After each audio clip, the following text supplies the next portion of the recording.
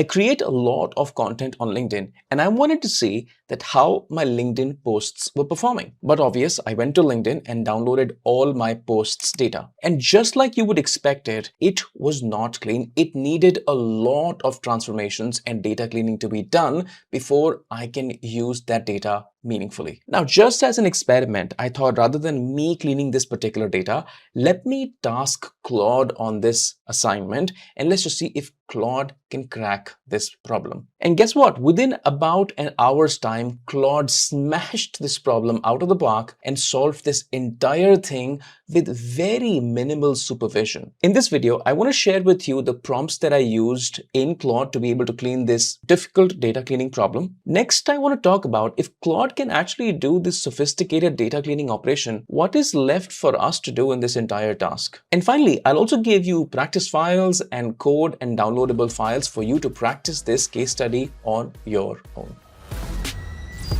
Let's start with chapter 1 to get some understanding of the data of LinkedIn posts and how LinkedIn shares the data with us. It's important that you and I first understand the data and the kind of output that we are expecting, and we'll see that what all fancy work can be done in Claude using this particular data. On the screen, I have one Excel file. This Excel file belongs to one post and the stats for that. So up on the top, you can see that we have the post URL. This is the URL of the post that I did it on LinkedIn, the date, the time, and a couple of interesting metrics around how the post performed. There are also some additional metrics towards the end, which is some category, some value, and some percentages, which is something that I'm not looking forward to get. So essentially what I'm trying to get is this particular data. The only problem is that I have multiple Excel files and every single Excel file contains one particular post performance. At the moment, for this test purposes, I have just extracted two files, and this is post number 1 and this is post number 2, which is file number 2. And if you extract all of the data from LinkedIn, you will have a lot of files right here. So from all of these files, I want to extract the details up on the top, combine it, and put it together in a single table. That is my ask. And my final data should look something like this, which is where all the post URLs are combined one below the other from multiple Excel files, all the dates together, all the published times together, so on and so forth. Now this data becomes usable so that I can use it in any aspect, pivot tables, dashboards, visualizations, but I have to get the data right to be able to make any sense out of that. At this stage, when I had all the data in the folder, I thought, let me just ask Claude to do it and let's just see if Claude can crack this problem down. I acted like a naive user and I did not give Claude a lot of understanding about the data, and I tasked Claude onto it. Let's just take a look at some excerpts of my Claude chat and what can we learn from that. So right up at the start, if you take a look at my screen, you can see that I first asked Claude to connect to the blank Power BI file that was open, and I wanted to use Power Query to be able to solve this particular problem.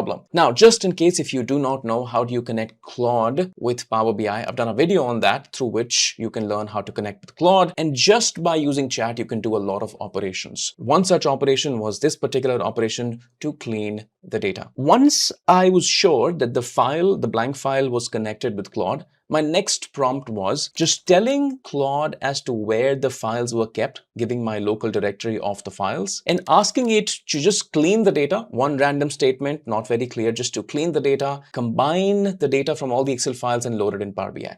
That is literally it. I did not give any understanding like the way that I gave it to you at the start, what the data is, what the columns are, how do I want it. None of that understanding was given by me to Claude, and I just wanted to see, can Claude do it or not? Claude actually did combine all the data, but it actually combined it in a bad way, and I had to give one more prompt saying that, hey, why don't you arrange the values in a columnar format? That's all that I gave while taking a look at Claude's work. Right after that, Claude took about 45 minutes to just spin the wheel once again, and literally it cleaned all of the data and just spit that out in Power BI. I literally want to show you the output just based on two ambiguous comments or prompts that I gave. One is just, here is the file, clean the data, combine the data, and one additional prompt that please arrange this into columns. That is literally it. I want to show you what Claude did. If you currently take a look at the Power BI file which is open, this is the output of Claude. It actually went to the two Excel files which were there in the folder, It also got the names of the file as file and file2. These were the names of the files. And it literally got all of the data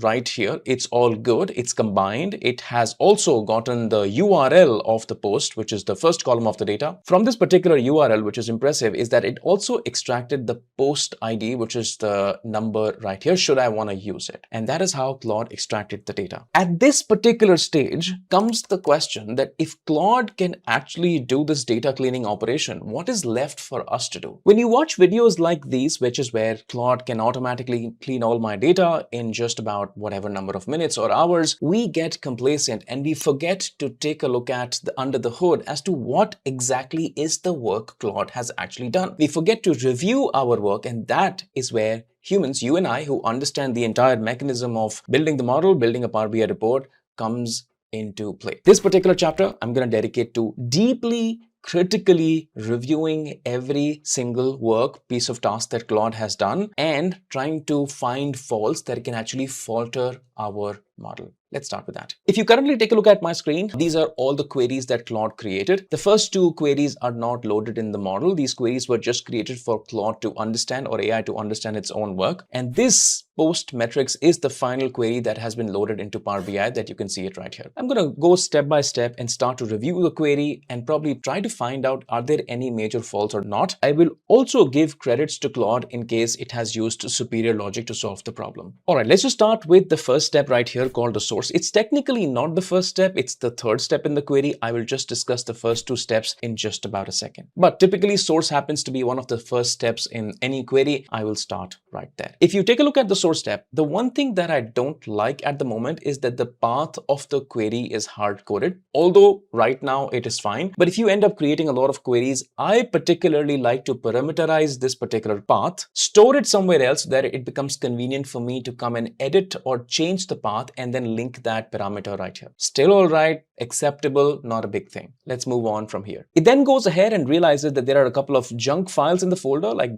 desktop ini and the current file which is open, all of that. It then filters out all of the junk files by removing the $signs and only keeping the XLSX files. Good, acceptable. After that, it adds a column on the far right trying to extract the data from this particular Excel file. Let's just take a look at the column that Claude has added. So if I just click on the add data step right here, you're going to see that on the far right, there is a KV column added, and in that we have a table. If I peek inside of the table, you're going to see the data of that first Excel file and the data of the second Excel file. Now, if you don't understand any of what Claude has done, you are just assuming that whatever they have done is absolutely correct. Let's just quickly review what Claude has done. So if I just maybe peek inside of this step right here and take a look at this particular code, although not formatted, but I will try to help you understand. The very first thing that Claude is doing is that it's trying to read the Excel file. So excel.workbook is the function to read the data of the Excel file. That's one. Then it is picking up the sheet data and it's picking up the first sheet. Since every Excel file has just got one sheet, it is picking up just the one sheet of that. After that, if you take a look, it is using a function called table.select columns, which is where it is only picking up column 1 and column 2 because we just had the data in column 1 and column 2. Then if you take a look, it is renaming those two columns. Column 1 is called metric, and that's what you can take a look at right here. And column number 2 has been renamed to value, and that you can take a look at right here. Acceptable so far. After that, if you take a look, it says table.select rows. That means it's trying to filter the metric and the value column, and the filter says that please only keep scalar metrics. And where do I see scalar metrics? What is exactly is the scalar metrics?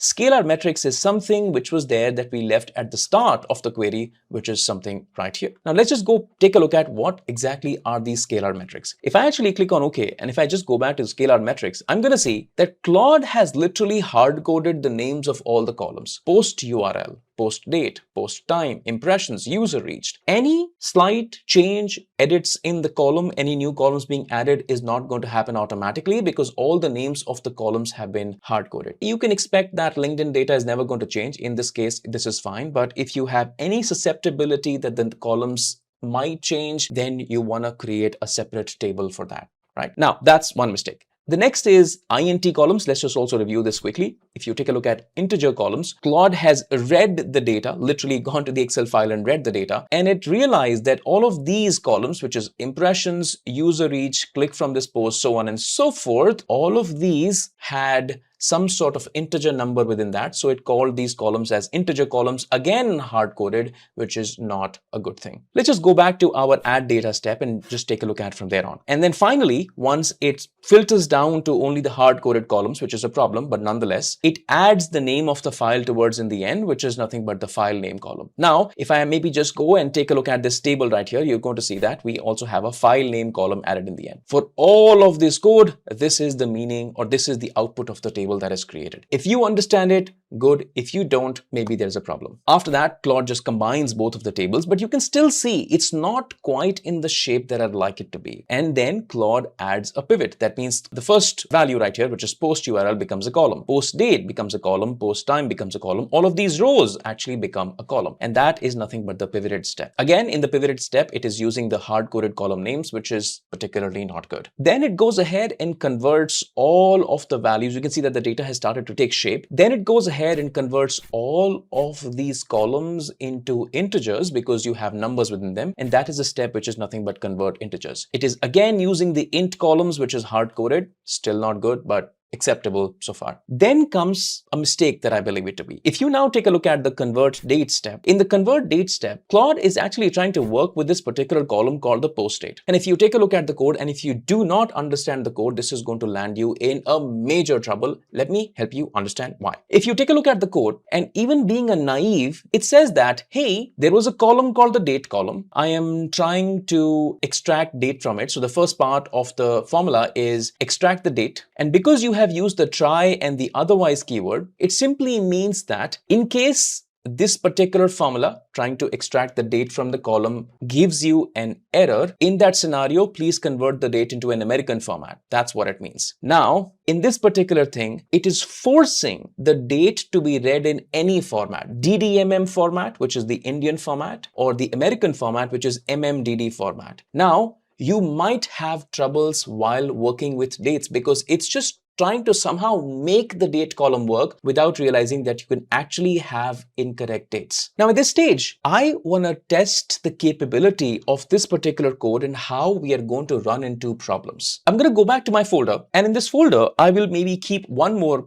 file called the file3. Now file3 is literally the replica of file2. The only difference is that right now I have actually pasted a date here, which is 10/2/2025. Now if I can try to convert this particular date in my computer, because I'm using the Indian settings, this is going to be marked as a February date because we treat the second part of the date as the month. But if you take a look at the code, this is not going to be working. In this case, this part is going to be the month. That means this is an October date. Let's just take a look at what happens in case this date was put in. Now note that because I'm getting the data from LinkedIn, all my other dates are in the American format. 10/20, that means this is an October date. Again, this one is again an October date, so on and so forth. But this one is again an October date, but I don't want this date to be treated as a February date. Let's just go back to Claude and try to refresh that step. I'm back at Claude because I've added one more file in the folder. I'm going to click on refresh and let's just take a look at what happens. You can see that at the moment, these two dates are treated as October dates, correct? But this particular date is treated as a Feb date. That means if I had a lot of anomalies in my data, this model is going to start to show posts posted in some other month that is capturing all the likes and engagement and the shares. Major problem if you are doing some serious analytical work with this. Now I'll show you the problem. Now, if you actually go ahead and I just remove all of this code, just for a quick second, Control X on that, and I use the very code that Claude used at the start, so date.from, and I use the variable v right here, and I just close the bracket, you're going to see that the first two dates are going to error out, and the second date is going to work as a February date because in my computer, date.from automatically converts it into the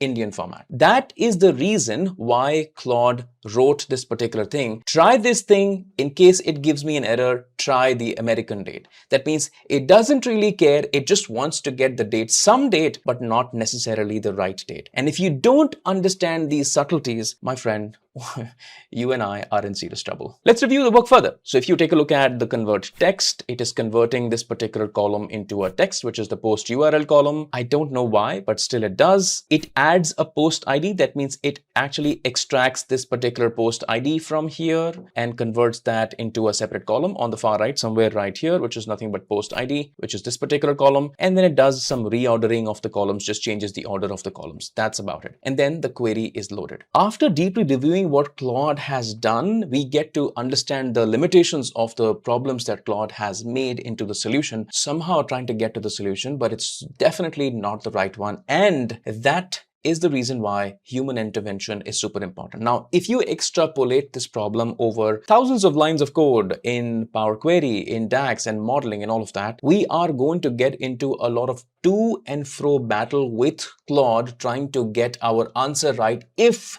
we do not understand the fundamentals and have the ability to just go and correct the things ourselves. Nonetheless, in the last chapter, I want to show you that how do I fix this with my own understanding. I want to give you an attempt at my own code. Now, because I understand Power Query, I'm able to write the code all by myself without taking help from Claude. But in case I did take help from Claude, I know how to fix it. So the very first thing that you're going to see is a parameter created, which is folder path. And I have kept this for any user to be able to edit and change the folder path. Now, this thing can be easily fixed if you were to create a skill, but nonetheless, take a look at my query. Now, my query is really short, just about a few steps. Let's just review the query. So if you take a look at the source step, I'm referring to the folder path, which is right here. In the next step, I again did the same thing that Claude did. I'm only keeping the Excel files and moving all the other kind of files. And then, just as Claude did, it extracted these files to be able to work on the files because the data is pivoted. It's flat. It's not in row wise. I did the same thing. But the only difference is that if you actually take a look at the column that I have created on this particular table right here, which is nothing but all sheets, I get to have the table. But the only thing that I have done with the table at the moment in the next step is that I have cleaned those tables using a function called cleanfx. I have not written the entire module of code within the large query. I have made a separate function. So if you take a look at the clean tables function, all I'm doing is that going to the data column and cleaning every single table. If you peek into the table looks something like this, and that is done using this function called the cleanfx function. If you take a look at the function is like very, very small. All that I'm doing is just 2-3 rows of operations. Instead of using pivoting, I'm using from columns to columns, promoting the headers and removing one extra column, which is a junk column. That is literally it. And I just clean the tables, which is right here.